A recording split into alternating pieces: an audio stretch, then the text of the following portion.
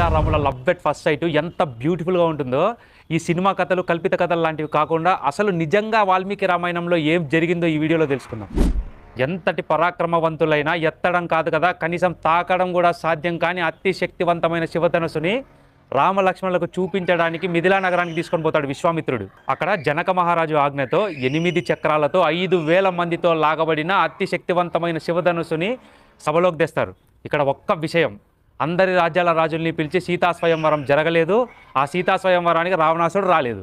సరే, రాముడి ముందు ఆ మంజూష అంటే ఆ బాక్స్ తెరవగానే దివ్య కాంతులతో విరాజిల్లుతున్న ఆ శివధనుస్సుకి నమస్కరించిన రాముడు ఒక్కసారి విశ్వామిత్రుడి వైపు తిరిగి చూస్తాడు. అప్పుడు విశ్వామిత్రుడు వత్స్య రామ ధనుర్పశ్య అంటాడు. అంటే రామ ఒక చూపు చూడు. ఆ మంజూషలో ధనుస్సు, వింటినారి విడివిడిగా ఉంటాయి, కానీ మంజూష వినిర్గంబున వేళకే జావల్లి బిగిసి ఉండే. అంటే మంజూషలో నుంచి ఇంకా ధనుస్సును తీసేలోపే రాముడు ఆ 2 వైపులా నొక్కిపట్టి వింటినారి కట్టి ఒకేసారి బయటికి తీస్తాడు. బయటికి తీసి అలా నిలువుగా నిలబెట్టాడట.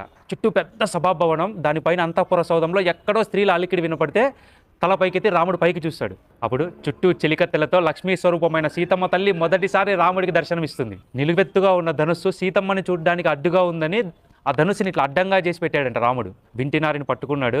తాడు పిడిబాకు ఓలే వ్రేలలాగే ఒక్కసారిగా వింటినారిని బలంగా లాగాడట. ఎలా లాగాడు? రఘురామచంద్రుడి చిత్తము జానకిపై, కరము విస్ఫోర్ల శరాచలస్తకముపై. అంటే ధనుస్సుని చూస్తూ కాదట, సీతమ్మ తల్లిని చూస్తూ శివధనుస్సును లాగాడట. అప్పుడు ఏం జరిగింది? అతని దృష్టికి జానకి ఆగలేదు, అతని కృష్టికి, కృష్టి అంటే లాగడం, అతని కృష్టికి శివధనుస్సు ఆగలేదు. సీత పూజడ వెన్నుగా శిరసు వంచే చెరుకు గడవోలే నడిమికి విరిగెదనువు అని రాశాడు.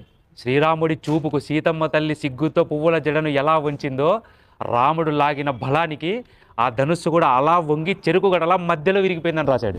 రాముడి చేతిలో శివధనుస్సు ఈజీగానే విరిగింది, కానీ ఆ విరిగినప్పుడు వచ్చిన శబ్దానికి, ఆ ప్రచండ కాంతికి సీతారామ లక్ష్మణ విశ్వామిత్ర జనకులు తప్ప మిగిలిన వారంతా మూర్ఛపోయారట.